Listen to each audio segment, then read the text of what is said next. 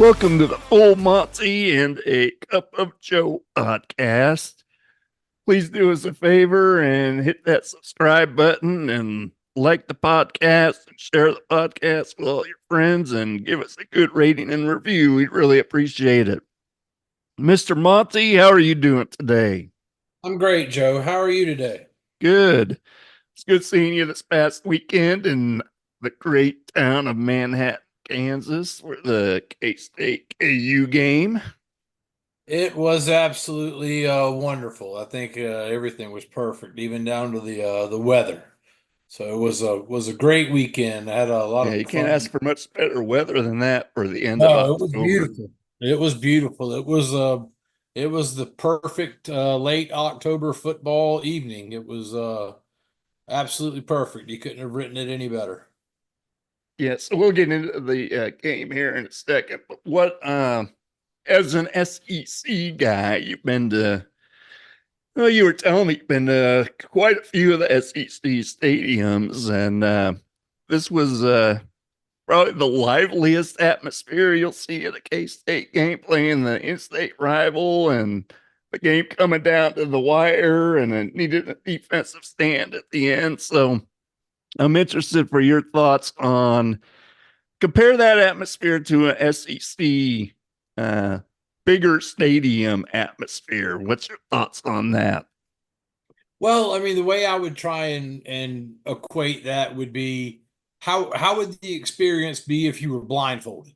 First off, let's look at that. And so if you were blindfolded inside of or if you were just blind, for say example, if you were inside of an SEC stadium or an ACC stadium, packed out, getting wild, getting rowdy, and you couldn't see your surroundings. And then you were in that stadium Saturday night for K-State versus Kansas, and you likewise couldn't see your surroundings. You wouldn't be able to tell much difference at all, as far as the intensity, the noise of the crowd, even down to just the band, the sound system guys, the PA guys. I mean, it's definitely a big stadium atmosphere. I mean, it's a 55,000 seat stadium. But I mean, it Yeah, easily 55 plays. now, I think. Yeah. Yeah, it easily plays like a 70,000 seat stadium. So it's not lacking for the intensity. It's not lacking for the noise, the excitement. It's definitely got all those things, and it's right up there environment wise, whole game day experience wise. It would definitely be in the tops of what I've experienced at any SEC or ACC venue. Just the entire campus, down to the fans, the local businesses, and then the stadium itself. Bill Snyder Stadium is just so beautiful for people that have never been there and seen it. Well, whether you're a fan of K-State or not, or just you're a fan of football in general, the stadium itself is absolutely worth checking out. It's one of the more beautiful stadiums you'll ever see. It matches the architecture pretty much of the entire campus and a lot of the buildings around Manhattan. It's clean, it's extremely well lit and modern. And it's just a wonderful, wonderful experience and a wonderful place to be on a Saturday afternoon in the fall.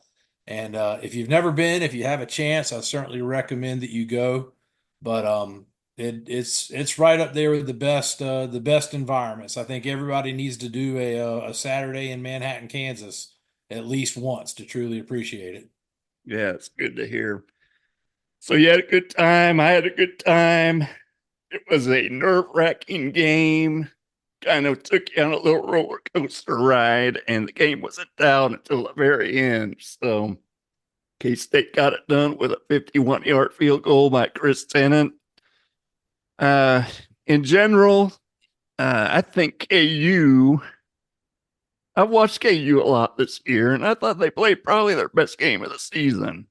Um, I don't know if you'd agree with that or not. They wanted to win the game. You could tell they were emotional about it. Their coach wanted to win it, and they were pumped up and fired up. K State was too, to be honest.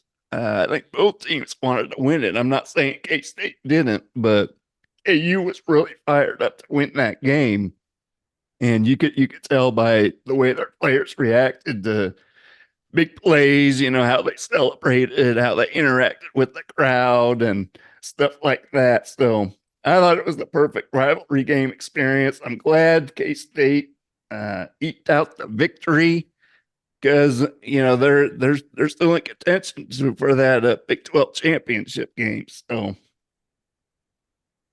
Yep, all that is still in front of them. Any goal they want to achieve is still in front of them. They're sitting there as a one-loss team at 7-1. The only thing that I would comment about the game, um, I didn't really get the feeling from watching the game that either team necessarily beat the other as far as beating an opponent up and down the field. The game was very much in question. Going into the fourth quarter, the game was yeah, very much in question until there was no time on the clock. Because until the fumble there in the fourth quarter, when K State was able to recover, and they got that field goal, which that was an awesome thing to be there for, to be a part of that. By the way, that was one of the things I'll never forget. That was a great memory. But if not for KU fumbling that ball and losing that ball, and let's say KU converts and gets a first down, I mean, you're looking potentially at a totally different story. Today.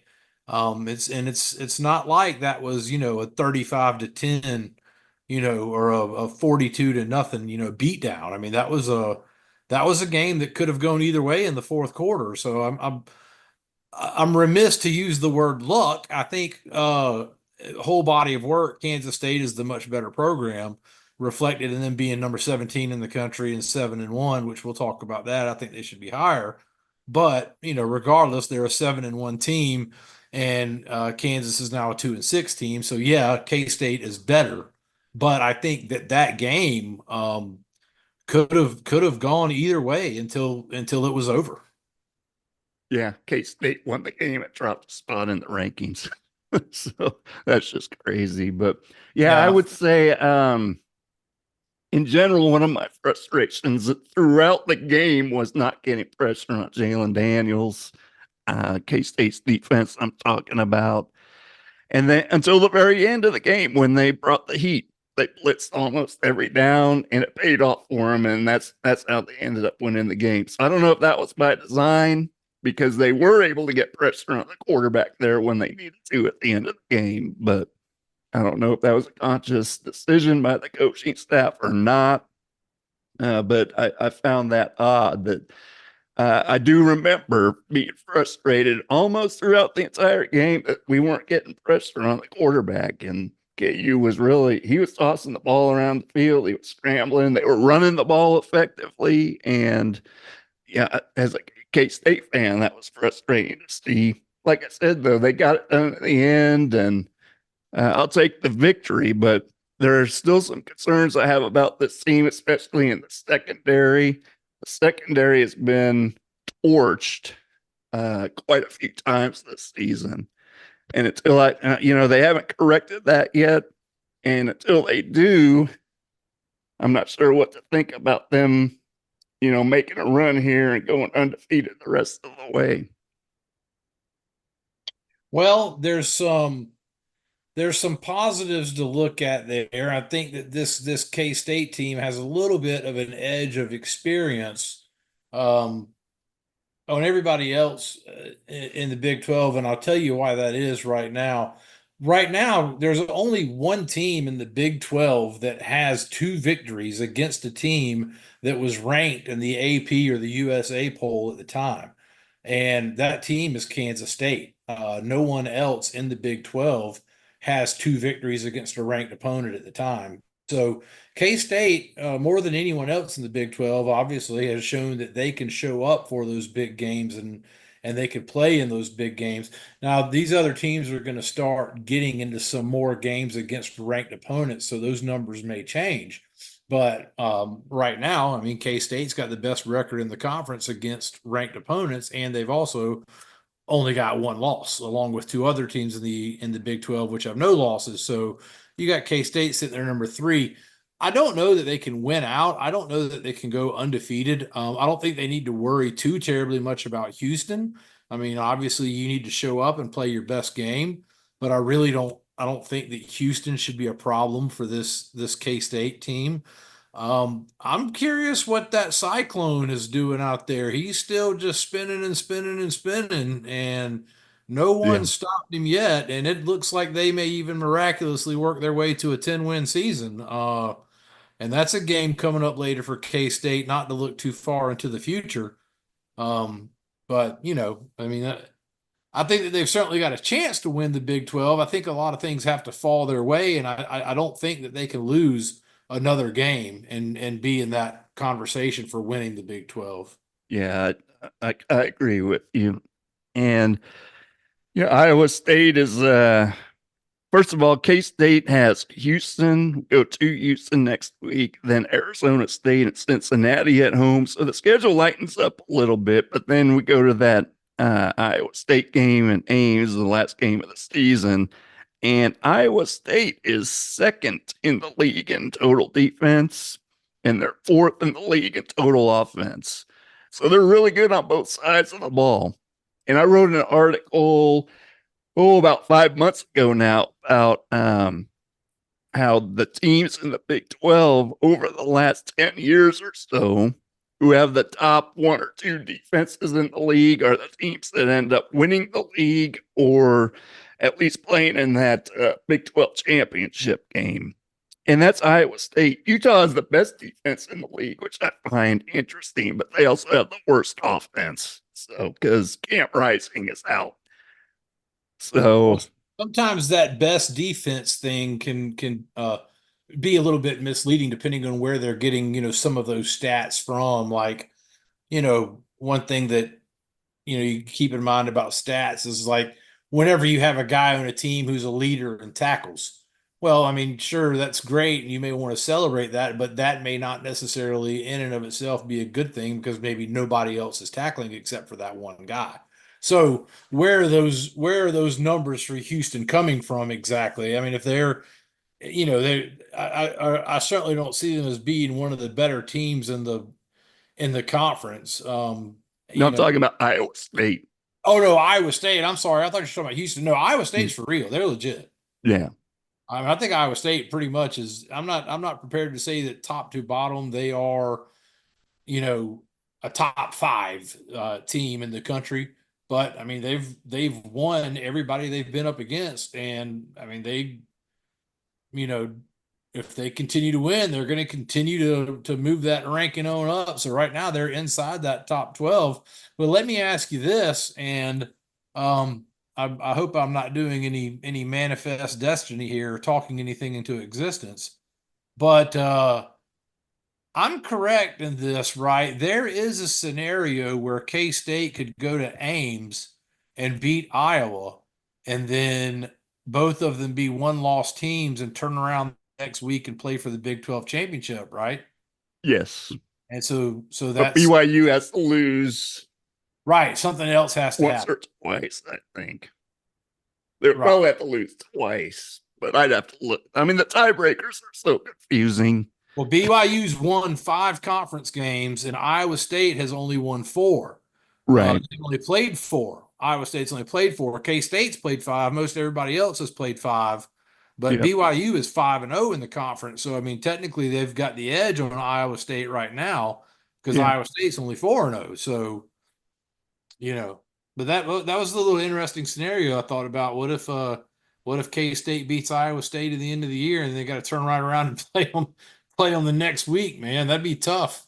That's definitely a possibility. So it's going to be interesting. As of right now, I think Iowa State and BYU have the upper hand, and it's likely to be those two, unless I see something different from K State in the next few weeks, shoring up that secondary and the defense, which could happen.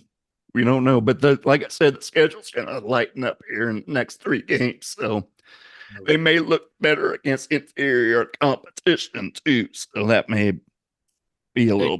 It Exactly. may be hard to tell, is what I'm saying. Who knows what's going to happen? 7 weeks ago, all the Utah fans had me willing to bet the house on them. And now they're sitting there at what, two and something?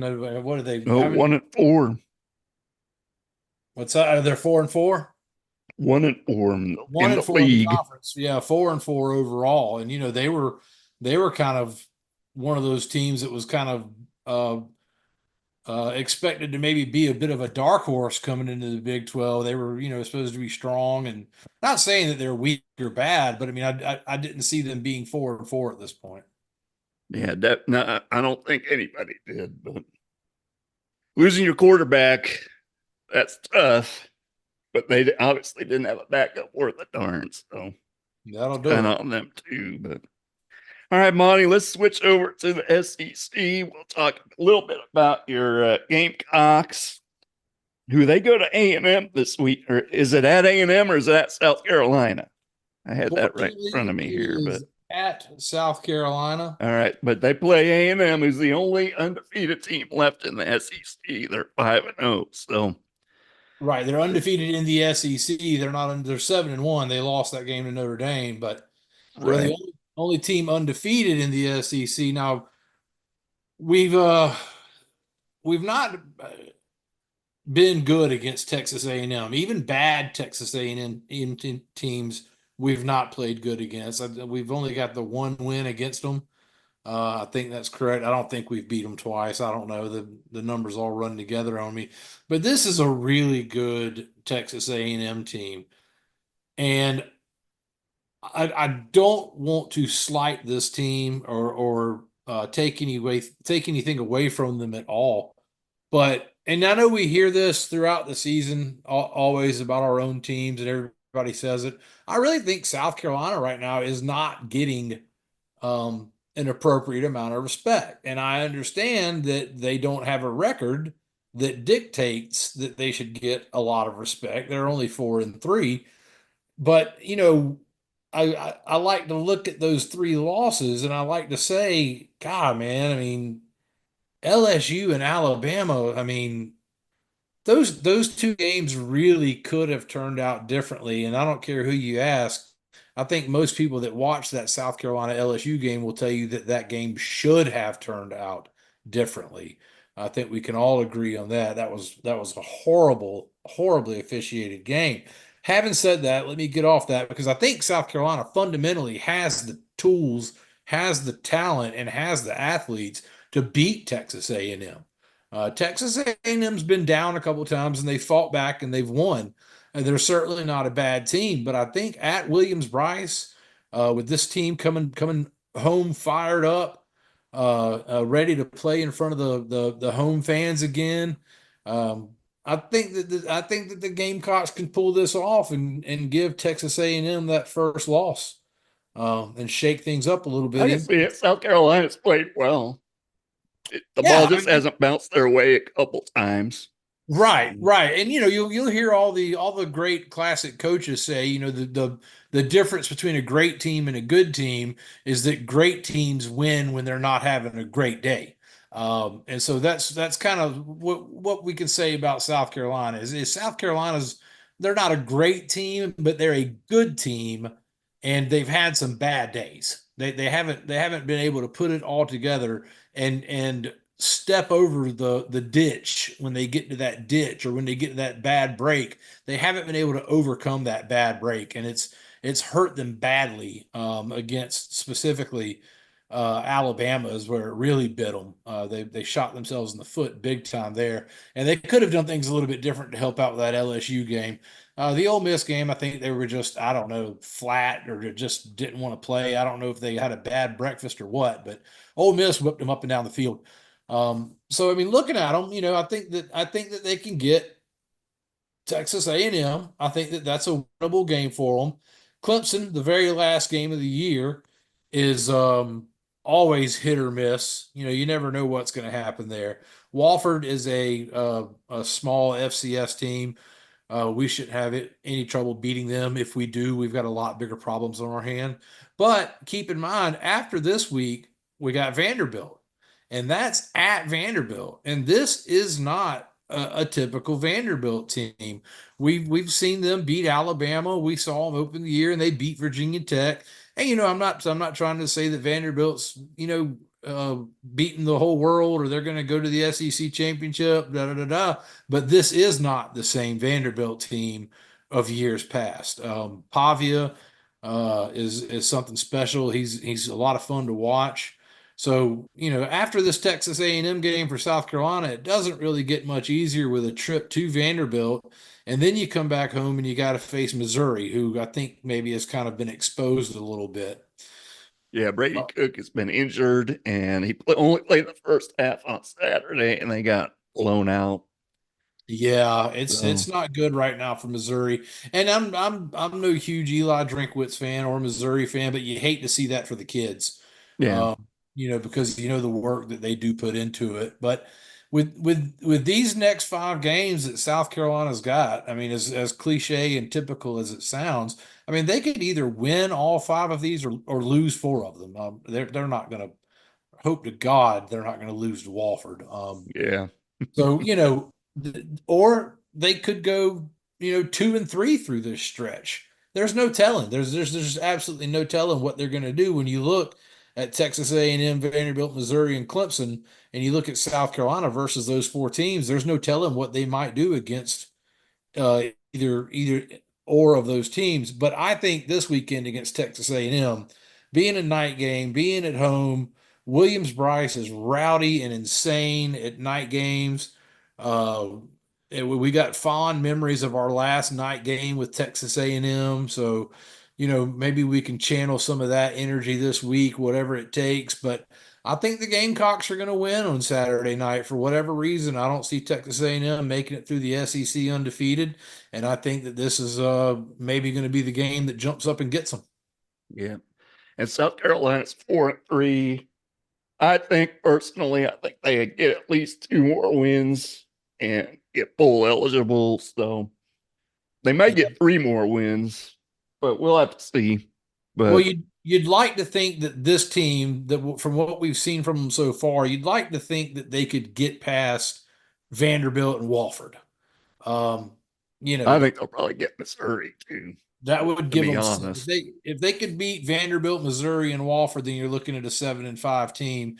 And while that's not something that a lot of fan bases want to brag about, after not going to a bowl game last year, South Carolina fans will gladly take the opportunity this year to go to a bowl game.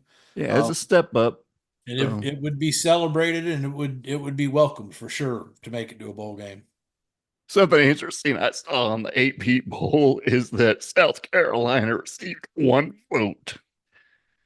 And I Huh. know they released the voters who they voted for. I don't know who voted for them, but it's kind of curious.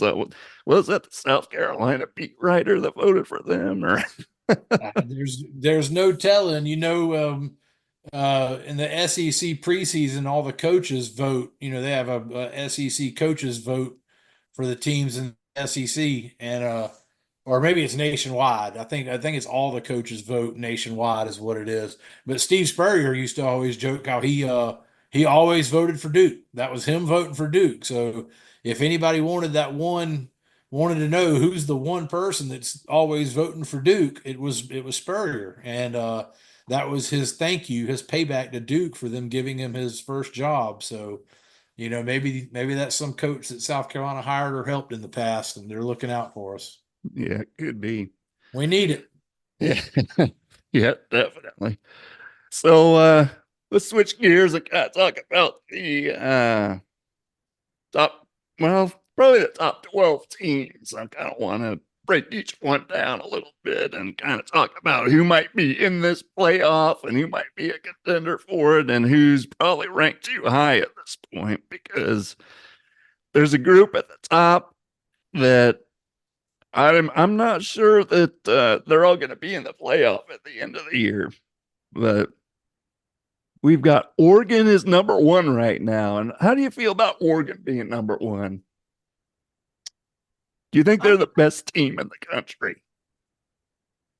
I'm not sure. I don't know. My computer's locking up on me right now. Oregon Uh, goes to Michigan this week.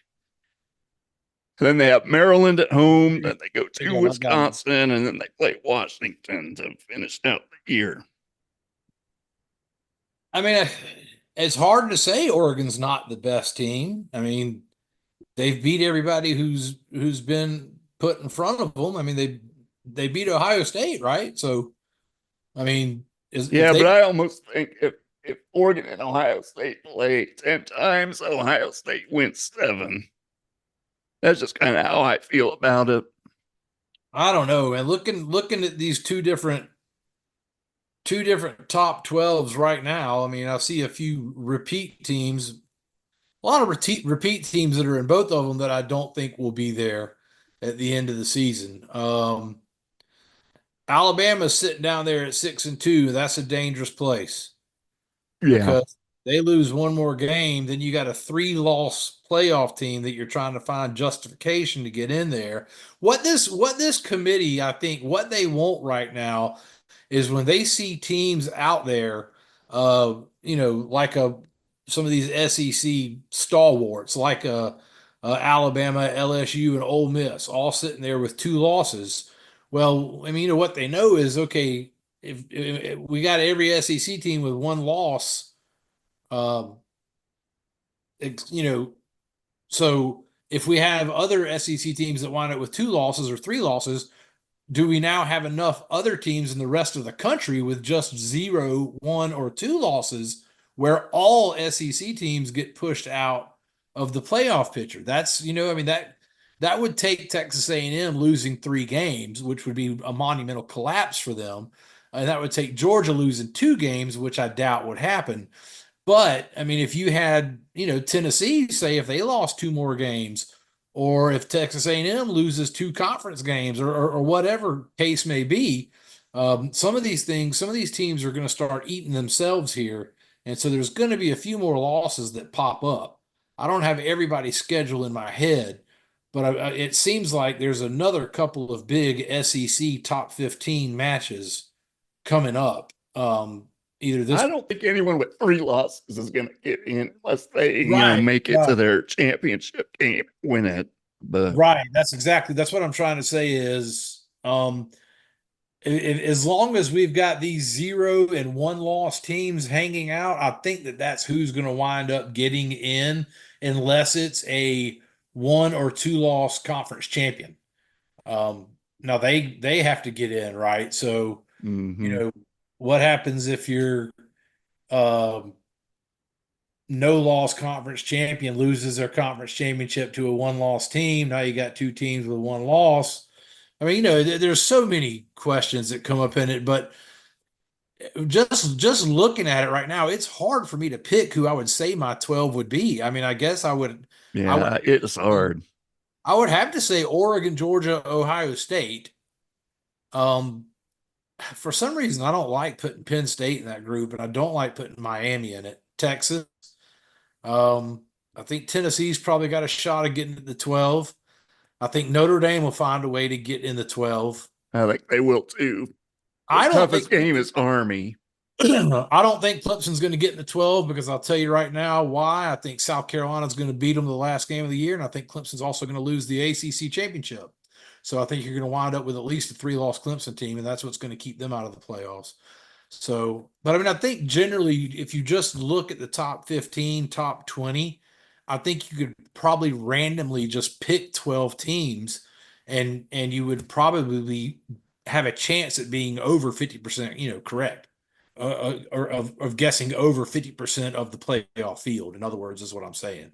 So, I mean, Hmm. you could just, throw a dart up at the board and say, yeah, Notre Dame and Penn State are going, they probably will. Or I don't know. I mean, it's all so new and it's all so different. It's just going to be interesting to see how it works out these next several weeks.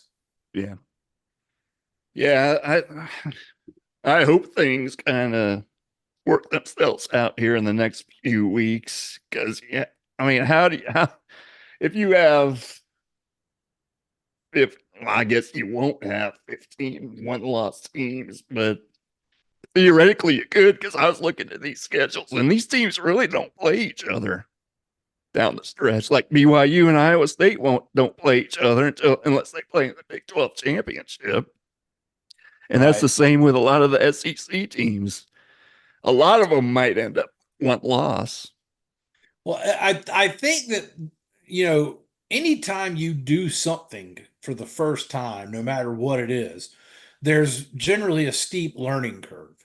And so what we've got this year, yes, it's obviously a new playoff system, but uh, what we've got is an entirely new way of doing things that major college sports has never done before, that major college football has never done before, and that is be able to shift gears and move to unplanned locations because of who wins or loses, right? Isn't that the way this is going to work? So, or do they already know? Well, they won't know where the playoff games are going to be until they set the playoff field. But once they set the playoff field, are the locations determined, or is it like, so and so can get knocked out and now we have to move from that venue? No, they seed them. They'll seed 5 through 12, and there'll be 4 games. Because And the those will be last on the campus sites of the higher seed. And then after that, it goes to bowl game locations. So it'll be I like thought Orange that Bowl, the Fiesta Bowl. I thought that the first four teams, the top four teams don't play. They get an open Yeah, date. they get a bye. Okay, so then you got the remaining eight. I thought that the first four games were played at the home campus of the last four teams of the bottom five, six, seven, eight. That's who I thought hosted Yeah, that's right. that first round. Mm-hmm. All right, so now the second round goes to predetermined bowl games. Yeah, right. Okay, so that it's still that what I'm saying is still, kind of going to be in play there, where it's all going to be new. It's new for all of us as fans. And, I think college football is trying to step into it, slowly, inch by inch here, instead of just diving all in. Because, me and you have talked before. I think ultimately what we're going to move towards is more of a playoff system where it's like the NFL, where, um, during this time of the year, home field advantage actually means something. And, these playoff games are going to be held um, at the home sites of these teams. I think that's what they want to move towards. But they need to figure out the logistics behind how to do all that. And right now they just don't know because they've never done it. So we don't really know how to embrace it as fans. And I think that whoever it is that is running D1 football, since it's not the NCAA, I think that they're figuring it out for the first time too. So it's going to be really, really interesting. This is a really interesting year, and I think it's one we're going to want to remember just because of what we learned from it. It's going to be really, really interesting. Yeah. Yeah, I can't wait to see what happens. So. All right, Monty. We're gonna choose one storyline each week from the NFL or college football, talk about it. And this week I'll choose, and then next week you can choose. Maybe we'll alternate. But All I right. wanted to run by you. Did you see this Bears Redskins game from Sunday where I did. Tyrique Stevenson at the Bears, it ended on a Hail Mary touchdown? This Tyrique Stevenson, the defensive back of the Bears, was taunting the fans in the stands as the play was going on. And the funny thing is, when the quarterback was dropping back and scrambling around, and oh man, that quarterback has an arm. He threw it, 65 yards in the air? Wow. But so he throws it, and there's the group of players trying to catch the ball out of the air near the end zone. The hilarious thing is, it's this Tyrique Stevenson is the guy that ran over from the side. He was kind of near the sideline, not even paying attention to the play. But then when the ball was in the air, he kind of turned around and noticed that, oh, I better get over there. And he's the one that ran over there into the group and tipped the ball back right into the hands of the Redskins receiver. and the Redskins won the game. Did you see Huh. that? I did not see that. I didn't see it, but I thought that the rule was that whoever leaves the field can't be the first person to touch the ball when it No, comes. he didn't leave the field. He was Oh, near okay. the sideline, but he Okay. was still in the field to play. No, But he's I didn't talking see it. junk to the Washington Redskins fans. He wasn't even paying attention to the play on the field until the ball was in the air. Then he turned around and he ran towards that group of players and he jumped up and he tipped the ball right into the hand.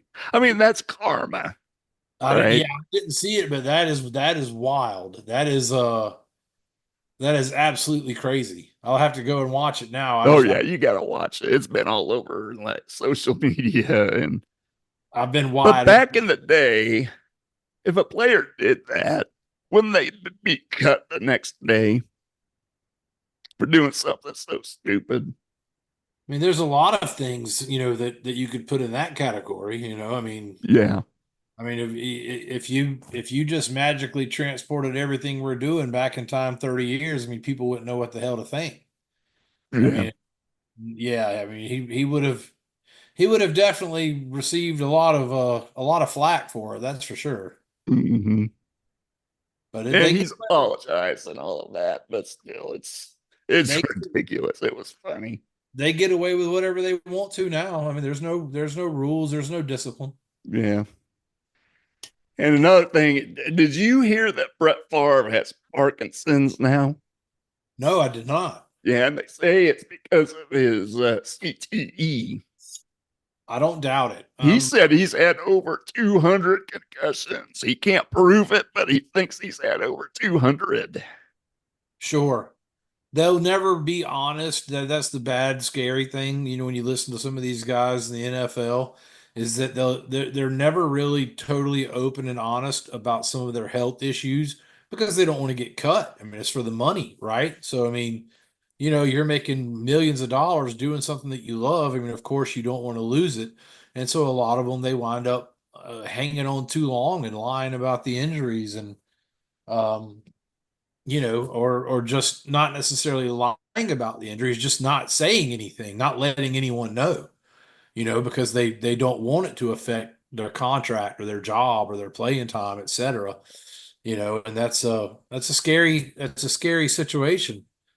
Um, Yeah, I know he, my he daughter's. was, well, my favorite player growing up was Walter Payton until Brett Favre came along, and then Brett Favre became my favorite player. But yeah, it's I kind of enjoyed sad. watching. Do you remember that when he was with the Vikings and they played the Saints in that playoff game? I think it was the NFC Championship, and he got knocked around in that game. And it reminds me that the rules on hitting the quarterback were so much different, even in recent history. He got knocked around in that game and got knocked out of the game a couple times and came back in. And man, it's crazy how many hits that guy took. With so many things, so many things change that the athletes themselves, they get bigger and stronger, but the technology for the safety improves, which is counteracted again by the athletes getting bigger and stronger. So, I can't imagine what those guys feel like when they go to get out of bed in the morning.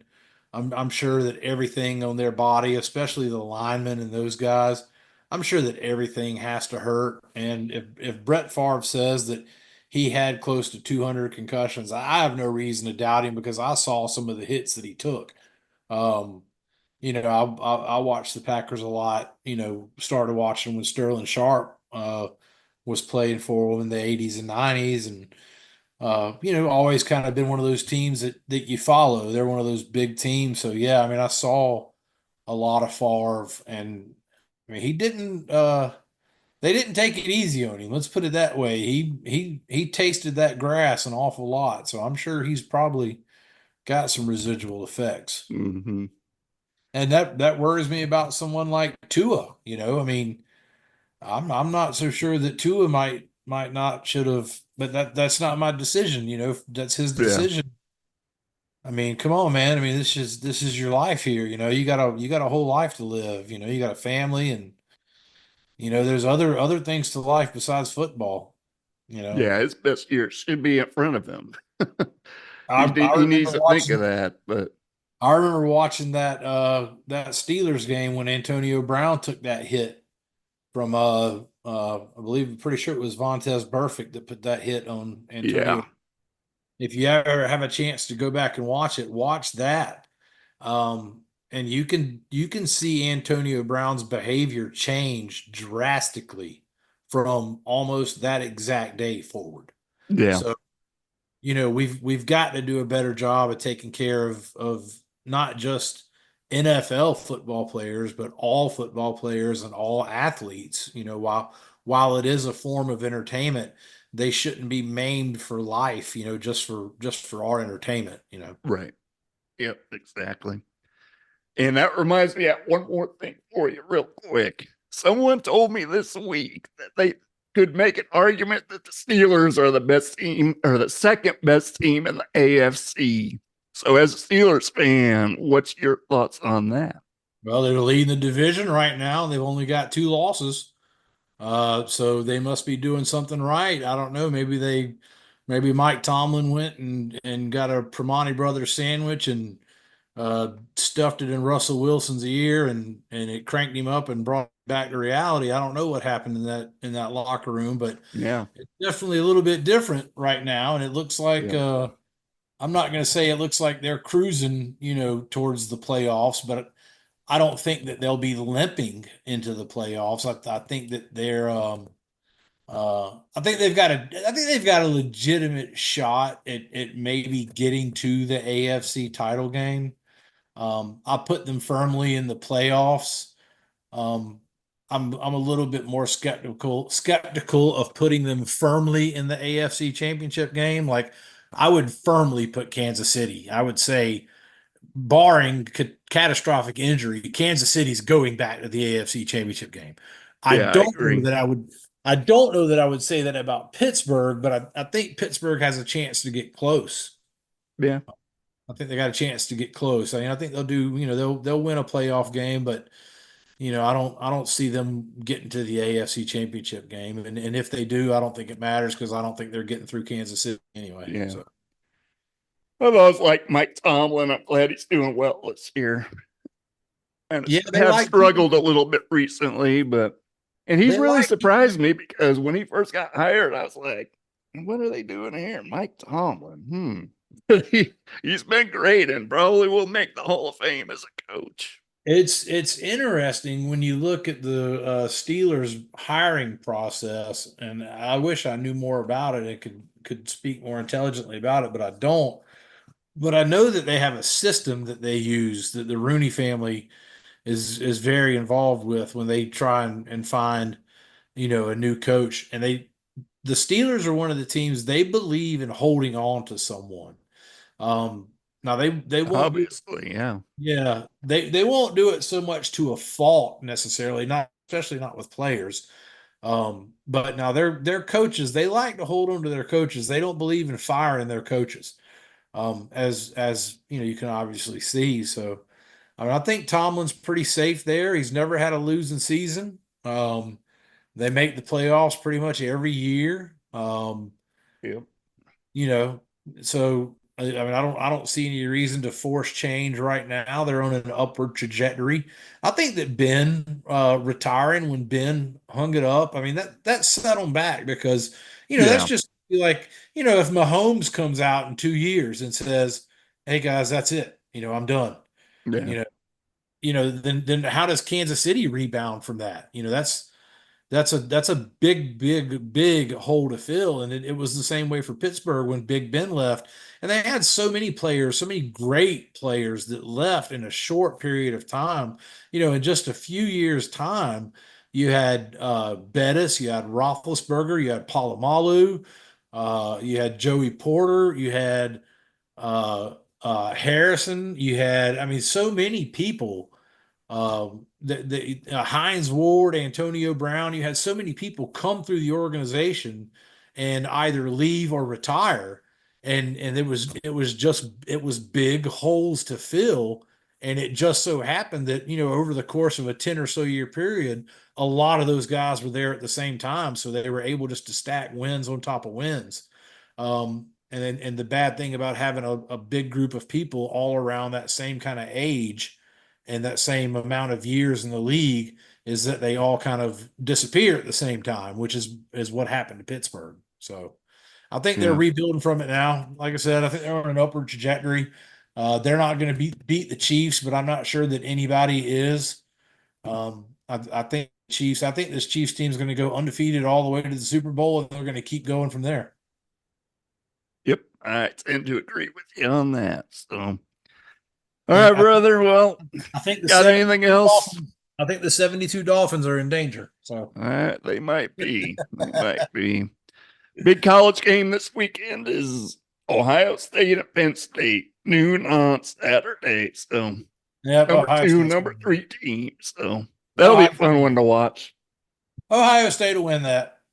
I think so too. Penn State always gets this kind of hype. I mean, they're always pretty good, but they're always overranked, I think. Well, that's one of the things that everybody said when we knew they were going to a 12-team playoff and it was going to be this format. Everybody, a lot of people kind of joked and said, okay, well, here, a little gift for Penn State. So this is, I mean, it's a little present for Penn State. It's the perfect format for Penn State because, hey, look, Penn State, now you can still lose one or two and still make the playoffs finally. Right. So you don't have to worry about that yearly loss to Michigan or Ohio State knocking you out. Right. Yeah, that's what they're known for. So Yep. it's Exactly. they're the queens of 10-1 or 11-1, whatever it is. Yep. All right, brother. This was fun. I enjoyed it. We'll do it again next week. Yeah, I look forward to seeing all you guys, man. Looking forward to seeing you all again, and Yeah, it was good seeing you, man. had a good time up there. Looking forward to it, brother. Go Cats, go Cox. Let's go. All right, man. Talk to you later. Talk to you later. Bye. Bye.